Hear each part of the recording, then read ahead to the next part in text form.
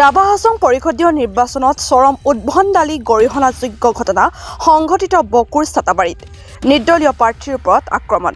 ৰাভা হাছং স্বায়ত্তশাসিত পৰিষদৰ নিৰ্বাচন সমাগত। এইলৈ কামৰূপ জিলাৰ 28 নং উত্তৰ বনগাঁও পৰিষদীয় সমষ্টিত নিৰ্দলীয় প্ৰাৰ্থী হিচাপে যুৱনেতা বিতুপন ৰাজবংশীয়ে প্ৰাৰ্থিত্ব আগবঢ়াইছে। ইফালে যোৱাকালি তেওঁৰ সতীৰ্থবৃন্দই ছাতাবাৰী গাঁৱত নিৰ্বাচনী প্ৰচাৰ চলাই ঘৰমুৱা হোৱাৰ সময়ত অচিনাক্ত দুৰ্বৃত্তই আক্ৰমণ কৰে।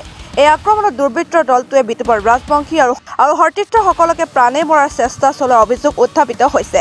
উল্লেখ্য যে যুৱনেতা বিতুপন ৰাজবংশীয়ে ৰাভা হাছং পৰিষদৰ নিৰ্বাচনত 28 নং উত্তৰ বনগাঁও আনৰিজাৰ্ভ সমষ্টিৰ পৰা প্ৰতিদ্বন্দ্বিতা আগবঢ়াইছে।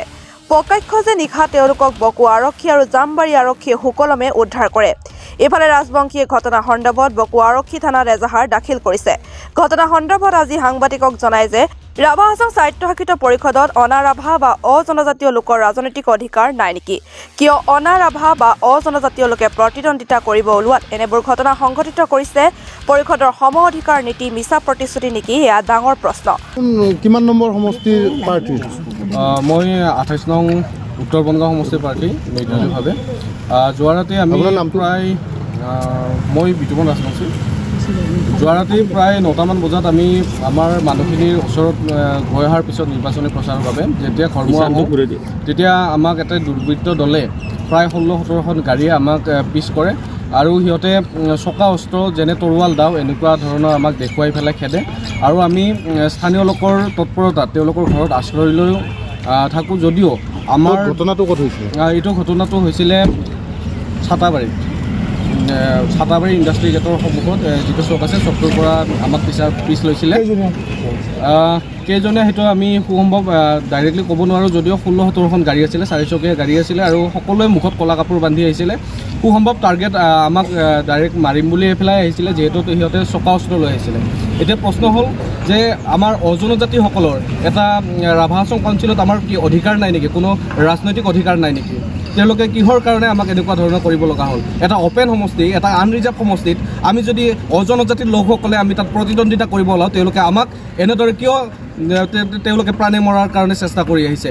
এয়া কি এক গণতন্ত্ৰৰ কি শেষ হৈ গ'ল নেকি? এইখন দেশত গণতন্ত্ৰৰ অস্তিত্ব নোহোৱা হৈ গ'ল নেকি? এয়া প্ৰশ্ন আছে পোনপটীয়াভাৱে টংকেশ্বৰ ৰাভা ডাঙৰীয়ালৈ আৰু অসমৰ মুখ্যমন্ত্ৰী ডক্টৰ হিমন্ত বিশ্ব শৰ্মা ডাঙৰীয়ালৈ।